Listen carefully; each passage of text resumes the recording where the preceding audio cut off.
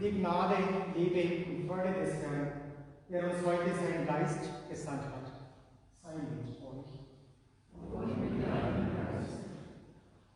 Liebe Schwestern und Brüder, wir feiern heute das Pfingstfest, eines der 3 Hauptfeste, die die wesentlichen Elemente des christlichen Glaubens umreißen. In 3 Festen, in 3 Sätzen können wir uns verdeutlichen, worum es in unserem christlichen Glauben geht. Zu Weihnachten feiern wir, dass Gott mit allen Menschen verbunden sein will. Dass die Liebe unsere wahrnehmbaren Grenzen überschreitet, bekennen wir zu Ostern. Und zu Pfingsten sind wir Zeuge davon, dass Gottes Kraft und Geist in jedem Menschen wirksam ist. Pfingsten gilt ja als das Geburtsfest der Kirche. Der gekreuzigte und Auferstandene ist zum Vater heimgekehrt, aber er lässt die Seinen nicht allein. Er sendet ihnen den Geist, der sie Kirche Christi sein lässt. An diesem Geist muss sich die Kirche ausrichten. Von ihm muss sie sich selbst erneuern lassen. Er hat die Kirche nicht nur am Anfang geliebt, aber auch immer. Ihm bitten wir um sein Erbarmen, dass wir diese heilige Eucharistie in rechter Weise feiern können.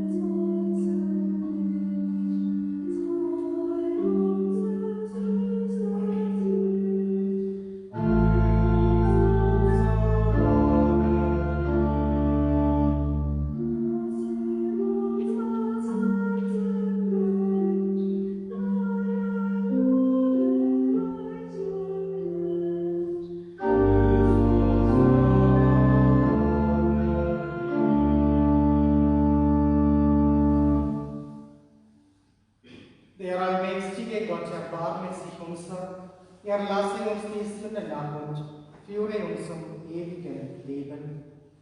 Amen. In Gloria sprechen wir mit. Ehre sei Gott in der Höhe und Friede auf Erden, den Menschen seiner Gnade.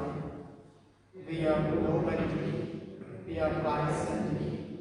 Wir beten dich an, wir rühmen dich und danken dir, denn groß ist deine Herrlichkeit.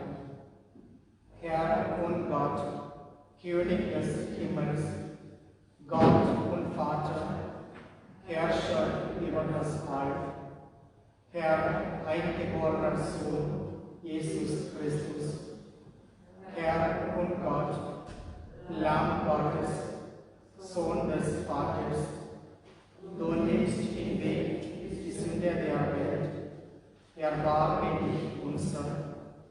Du nimmst hinweg die Sünde der Welt, nimm an unser Gebet. Du sitzest zur Rechten des Vaters, erbarme dich unser. Denn du allein bist der Heilige, du allein der Herr, du allein der Höchste, Jesus Christus, mit dem Heiligen Geist, zur Ehre Gottes des Vaters. Amen. Lasst uns beten.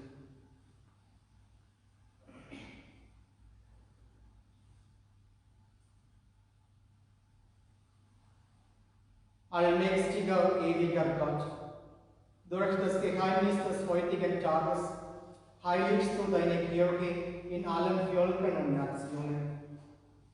Erfülle die ganze Welt mit den Gaben des Heiligen Geistes.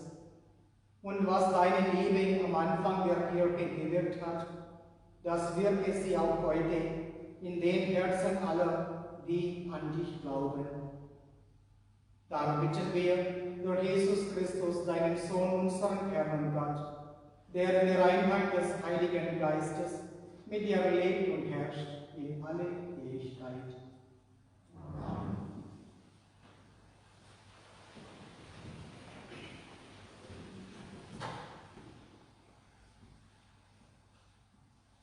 Lesung aus der Apostelgeschichte.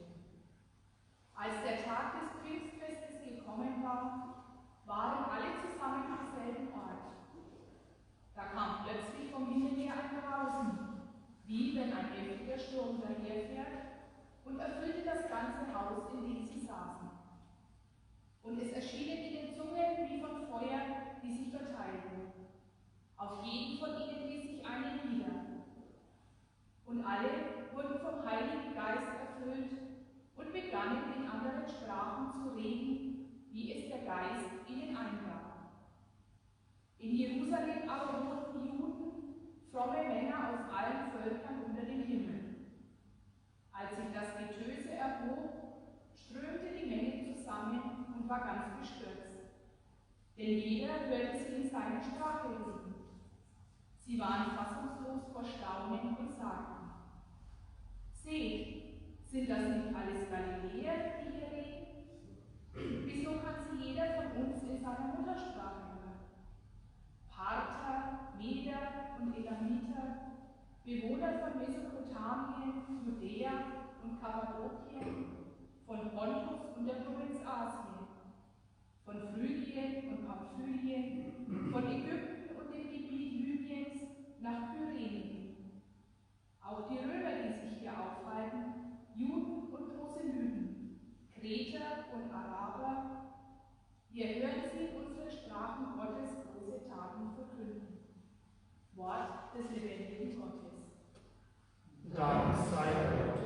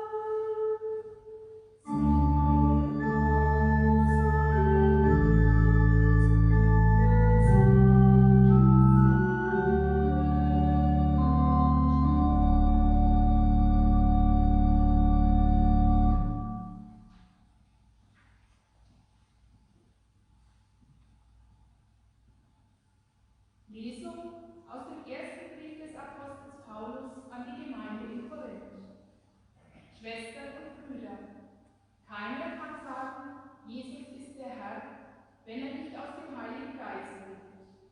Es gibt verschiedene Gnadengaben, aber nur den einen Geist. Es gibt verschiedene Dienste, aber nur den einen Herrn. Es gibt verschiedene Kräfte, die wirken, aber nur den einen Gott. Er bewirkt alles in allem. Jedem aber wird die Offenbarung des Geistes geschenkt, damit sie anderen nützt.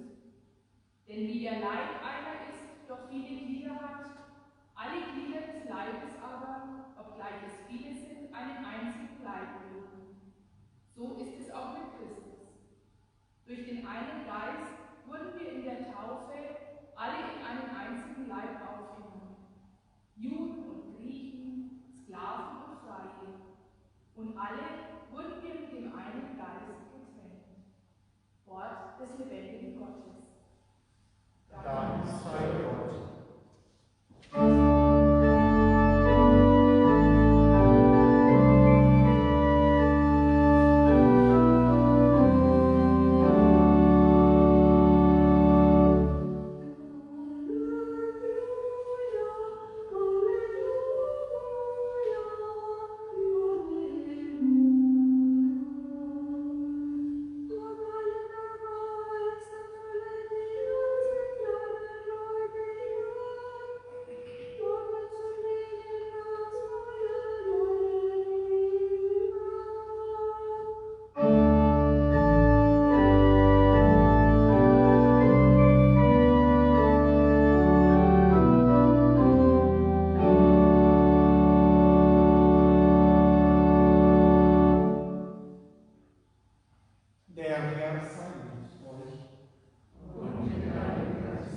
Aus dem heiligen Evangelium nach Johannes.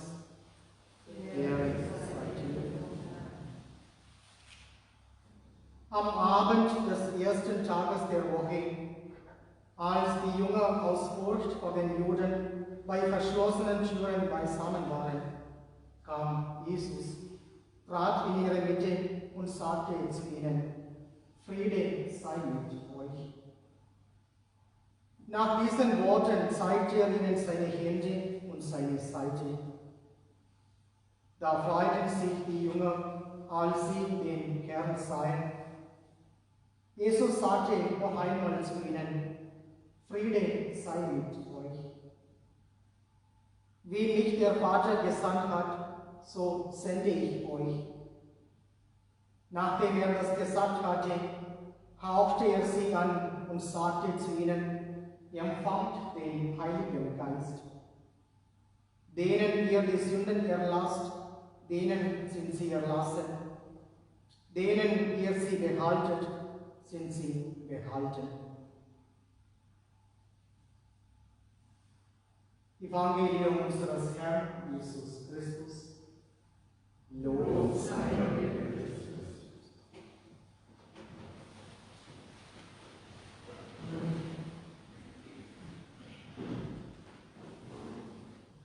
Liebe Kinder, liebe Schwestern und Brüder,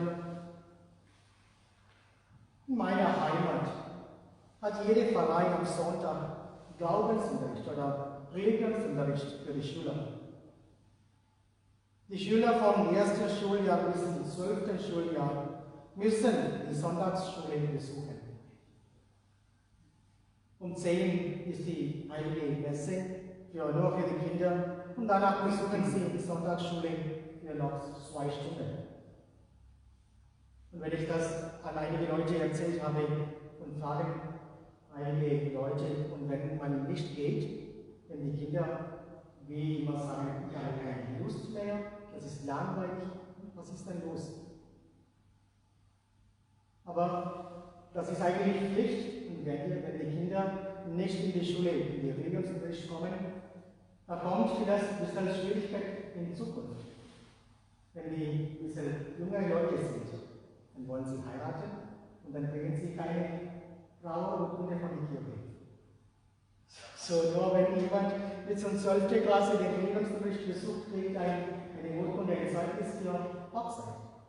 Sonst kann er nicht verheiraten. Dort kann er nicht heiraten. Das ist was Schweres. Ja, das ist ein Beispiel. Ja, wenn ich auch in die Pfarrei tätig war, war in Indien, hatte ich einmal die Sonntagskatechismusschule besucht. Und ich habe einmal die Schüler gefragt, wer der Heilige Geist ist. Die meisten antworteten, der Heilige Geist ist einer von der Dreieinigkeit. Ich habe noch eine Frage gestellt. Habt ihr schon einmal den Heiligen Geist erfahren? Die Antwort fiel fast immer negativ aus. Und dann habe ich die Kinder gebeten, ihre Eltern, Nachbarn und Freunde und Bekannten zu fragen, ob sie schon einmal den Heiligen Geist selber erfahren haben. Und am nächsten Sonntag haben die Schüler die verschiedenen Antworten mitgebracht. Die Leute kannten den Heiligen Geist, aber er war für sie der Unbekannte. Einige hatten die Erfahrung gemacht, dass in einem Betrieb, in einer Gruppe, auch in einer Familie ein unguter Geist herrscht, wenn sich dort niemand mehr wohlfühlen kann. Und einige meinen, dass dort ein guter Geist wirkt, wenn jemand den Mut hat, Unrecht bei Namen zu nennen und denen beizustehen und die Hilfe brauchen. Liebe Gemeinde, jetzt ist die Frage an uns, wo erfahren wir den Heiligen Geist? In der Lesung hören wir, wie die Apostel den Heiligen Geist erfahren. Sie haben sich alle in Jerusalem in einem Raum versammelt. Sie sind im Gebet vereint. Maria, die Mutter Jesu, ist auch unter ihnen. Und in den geschlossenen Kreis kommt plötzlich Leben. Die Jünger fassen neuen Mut, wagen wieder in die Zukunft zu blicken. Sie beginnen so zu sprechen, dass ihre Botschaft bei den Menschen ankommt. Obwohl die Zuhörer verschiedene Sprachen reden, verstehen sie, was die Jünger ihnen eigentlich sagen. Die Jünger sprechen so, dass alle verstehen, gleich welche Sprache oder Nation sie angehören. Ja, wir wissen, die Sprache der Liebe versteht jeder Mensch.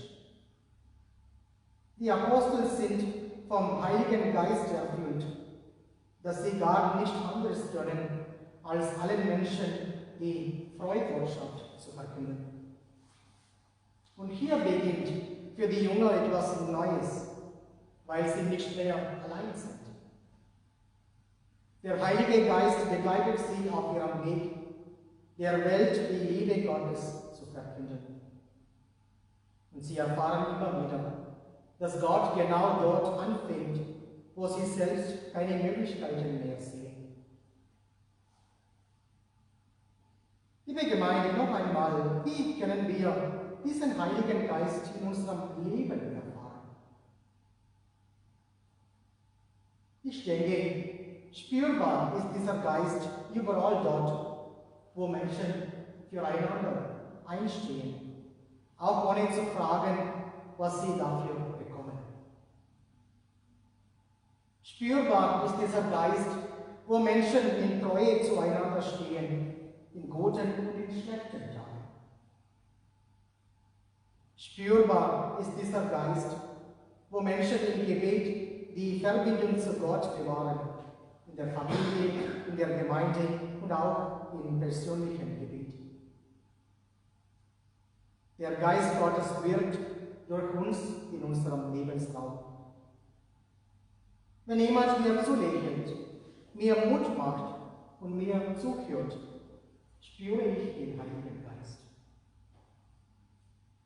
Wenn jemand mich um Rat fragt, Zeit für mich hat, mir Vertrauen schenkt, mir die Hand reicht und mich ernst nimmt, ist Gottes Geist am Werk. So ist der Geist Gottes in uns und durch uns lebendig bleibt. Gottes Gabe, der Heilige Geist, bedeutet für uns auch eine Aufgabe.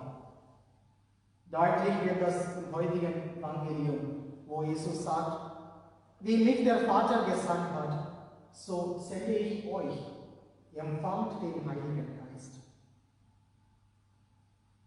Wir haben den Heiligen Geist in den Sakramenten der Taufe und Firmung selber empfangen. Und jetzt sind wir alle beauftragt und fähig, das Evangelium durch unsere Taten und Worte zu verkünden und Gottes Liebe den Menschen sichtbar und erfahrbar zu machen. Ja, liebe Schwestern und Brüder, Pfingsten bedeutet, das Wirken des Geistes zuzulassen, damit er das Antlitz der Erde erneuert. Und wir können am heutigen Fest voller Freude miteinander und füreinander beten. Komm, Heiliger Geist, erfülle unsere Herzen und entzünde in uns das Feuer deiner Liebe. Amen.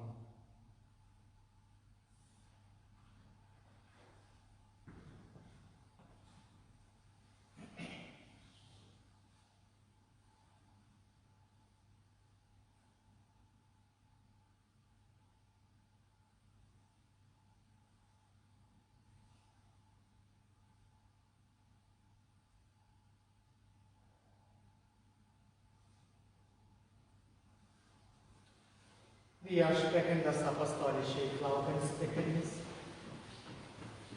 Ich glaube an Gott, den Vater, den Allmächtigen, den Schöpfer des Himmels und der Erde, und an Jesus Christus, seinen eingeborenen Sohn, unseren Herrn, empfangen durch den Heiligen Geist, geboren von der Jungfrau Maria, gelitten unter Pontius Pilatus, gekreuzigt, gestorben und begraben, hinabgestiegen in das Reich des Todes, am dritten Tage auferstanden von den Toten, aufgefahren in den Himmel, er sitzt zu Rechten Gottes, des allmächtigen Vaters.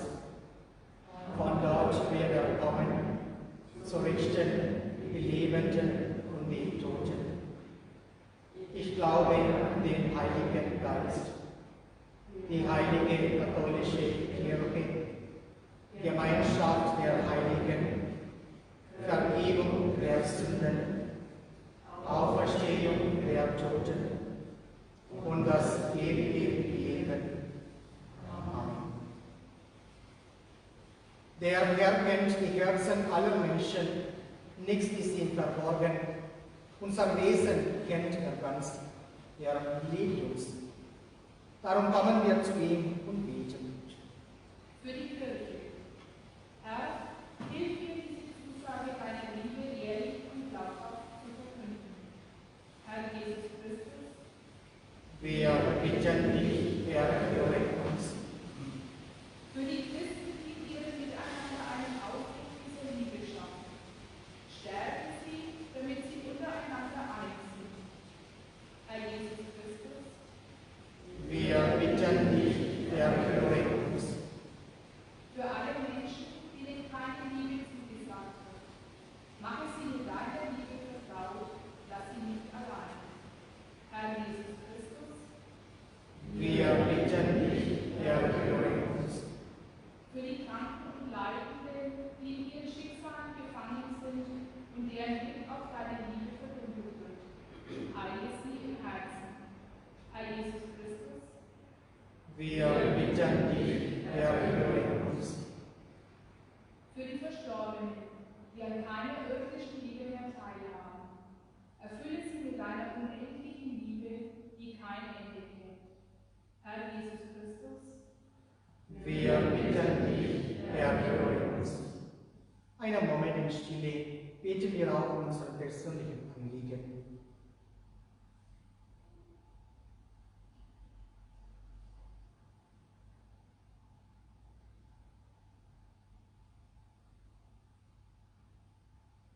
Herr, weil du unsere Herzen kennst, weißt du, was uns bewegt, noch ehe wir dafür beten. Wir danken dir und preisen dich, jetzt und in alle Ewigkeit. Amen.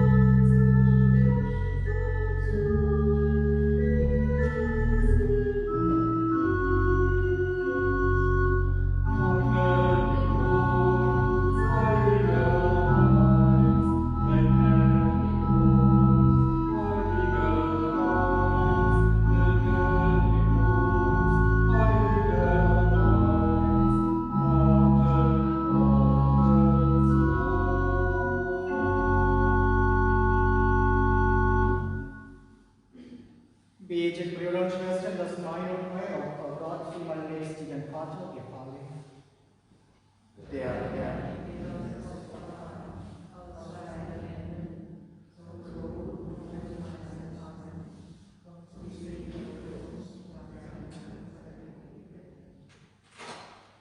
allmächtiger Gott, erfülle die Verheißung deines Sohnes, sende uns deinen Geist, damit er uns in die volle Wahrheit einführt und uns das Geheimnis dieses Opfers immer mehr erschließt. Darum bitten wir durch Christus, unseren Herrn. Amen. Der Herr sei mit euch. Erhebe die Herzen. Lasset uns danken dem Herrn, unserem Gott. Das ist würdig und recht. In Wahrheit ist es würdig und recht, dir, Herr, heiliger Vater, immer und überall zu danken und diesen Tag in festlicher Freude zu feiern. Denn heute hast du das österliche Heilswerk vollendet. Heute hast du den Heiligen Geist gesandt über alle, die du mit Christus auferweckt und zu deinen Kindern berufen hast. Am Pfingsttag erfüllst du deine Kirche mit Leben. Dein Geist schenkt allen Völkern die Erkenntnis des lebendigen Gottes und vereint die vielen Sprachen im Bekenntnis des einen Glaubens. Darum preisen dich alle Völker auf dem Erdenrund in österlicher Freude. Darum rühmen dich die himmlischen Kräfte und die Mächte der Engel und singen das Lob deiner Herrlichkeit. Heilig, heilig, heilig, Gott, Herr aller Mächte gehalten. Erfüllt sind Himmel und Erde von deiner Herrlichkeit. Hosanna in der Höhe. Hochgelobt sei, der da kommt im Namen des Herrn. Hosanna in der Höhe.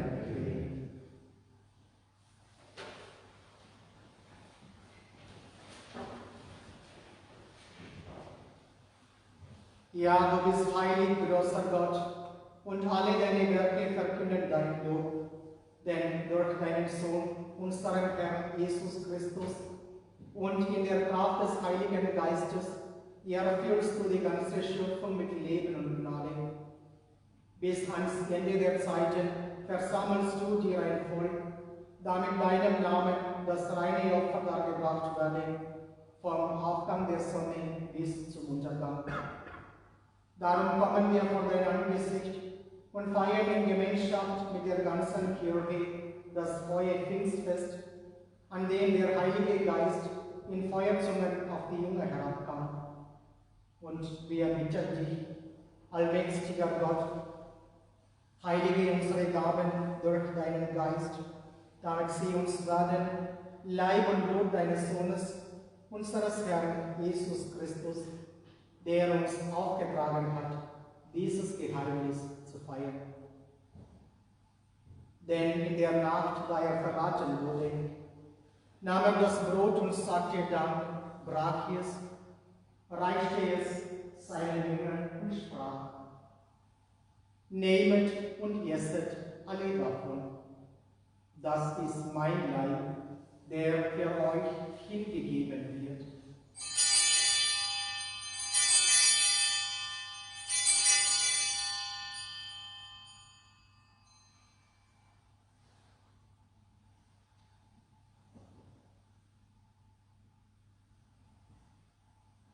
Ebenso nahm er nach dem Mahl den Kelch, dankte wiederum, reichte ihn seinen Jüngern und sprach: Nehmet und trinket alle daraus.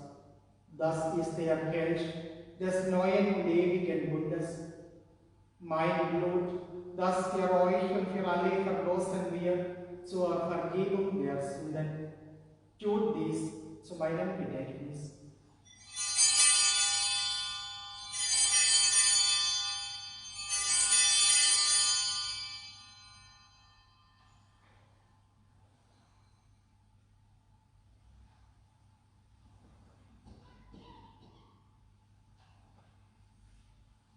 Geheimnis des Glaubens.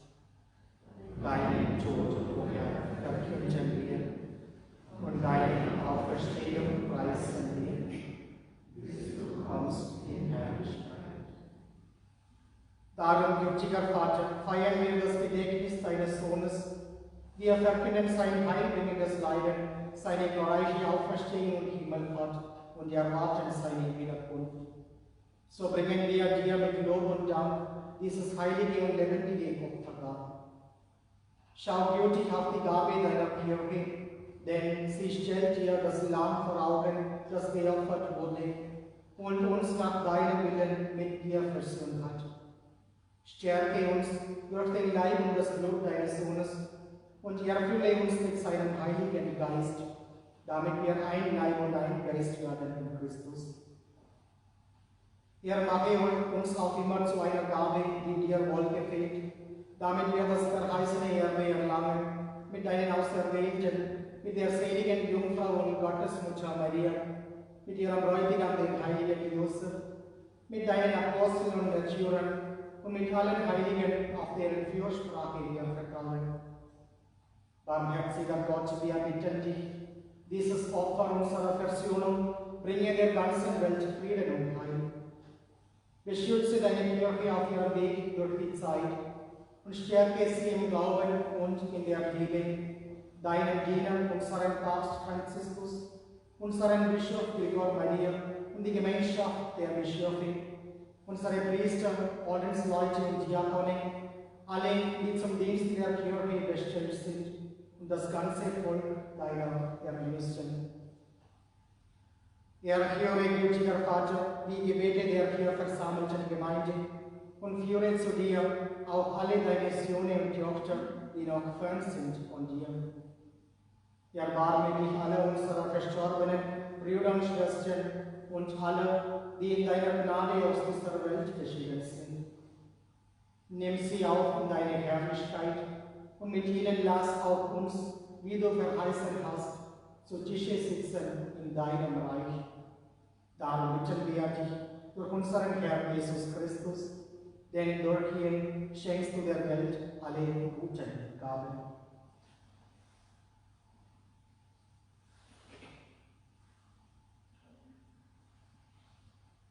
Durch ihn und mit ihm und in ihm ist dir Gott, allmächtiger Vater, in der Einheit des Heiligen Geistes, alle Herrlichkeit und Ehre, jetzt und in Ewigkeit.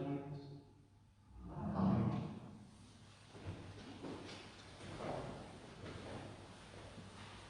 Wir haben den Geist empfangen, der uns zu Kindern Gottes macht. Darum wagen wir zu sprechen. Vater unser im Himmel, geheiligt werde dein Name, dein Reich komme, dein Wille geschehe, wie im Himmel, so auf Erden. Unser tägliches Brot gib uns heute und vergib uns unsere Schuld, wie auch wir vergeben unseren Schuldigen. Und führe uns nicht in Versuchung, sondern erlöse uns von dem Bösen. Erlöse unser allmächtiger Vater von allem Bösen und gib Frieden in unseren Tagen. Komm uns zur Hilfe mit deinem Erbarmen und bewahre uns vor Verirren und Sünde, damit wir voll Zuversicht das Kommen unseres Erlösers Jesus Christus erwarten. Denn dein ist das Reich und die Kraft und die Herrlichkeit in Ewigkeit. Amen.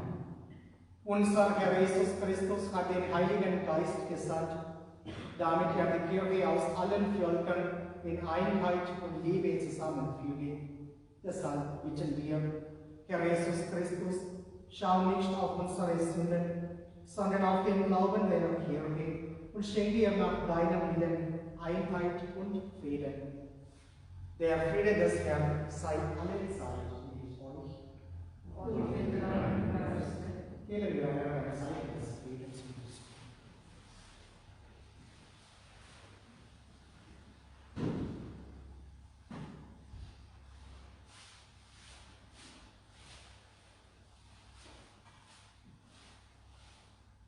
Lamm Gottes, Du nimmst die Sünde der Welt. Erbarme dich unser. Lamm Gottes, du nimmst die Sünde der Welt. Erbarme dich unser.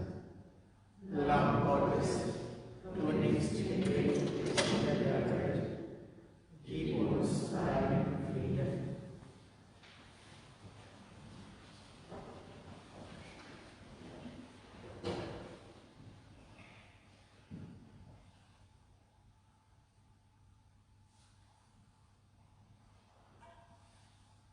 Seht das Lamm Gottes, das hinwegnimmt die Sünde der Welt. Herr, ich bin nicht würdig, dass du eingehst unter mein Dach, aber durch nur ein Wort, so wird mein Segen ist. Kostet und seht, wie gut der Herr ist.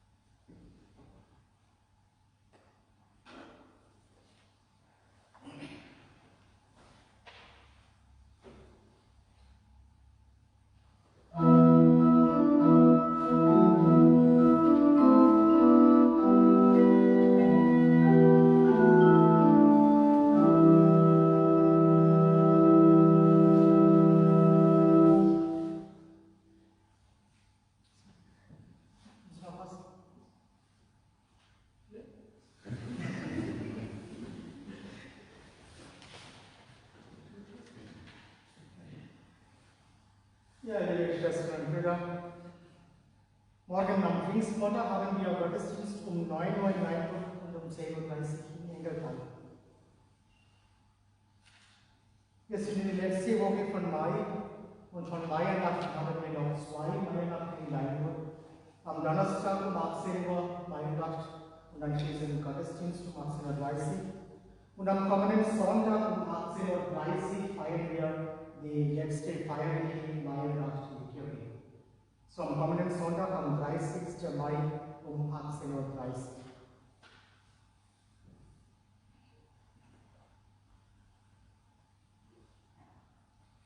Heute früh habe ich eine lustige Küche bekommen, eine einige gezeigt.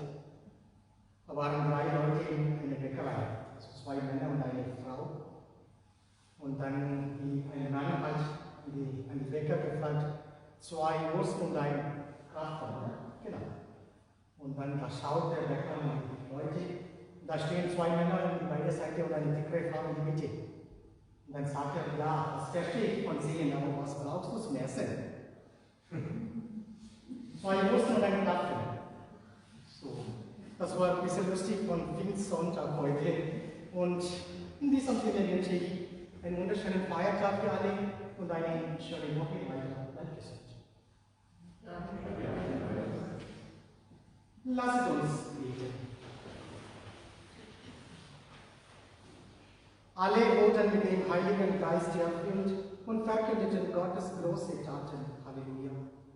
Herr unser Gott, du hast deine Kirche mit himmlischen Gaben beschenkt. Erhalte ihr deine Gnade, damit die Kraft aus der Höhe, der Heilige Geist, in ihr weiter wirkt und die geistliche Speise sie nährt bis zur Vollendung. Darum bitten wir durch Christus, unseren Herrn. Amen. Der Herr sei mit euch. Der gütige Gott hat am heutigen Tag die Jünger durch die Einwießung des Heiligen Geistes erleuchtet. Er segne euch und schenke euch den Reichtum seiner Gaben. Amen.